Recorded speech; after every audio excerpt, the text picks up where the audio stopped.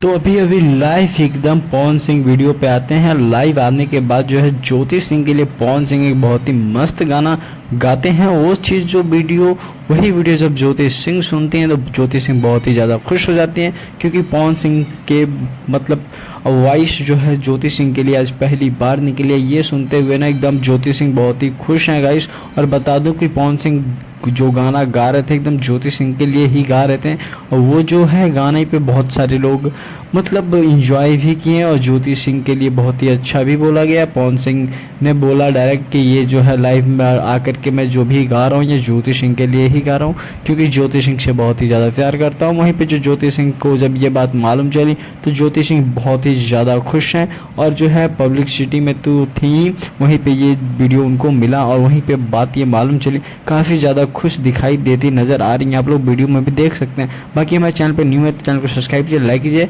और thank you for watching. बाकी फिर मिलते हैं अगले वीडियो।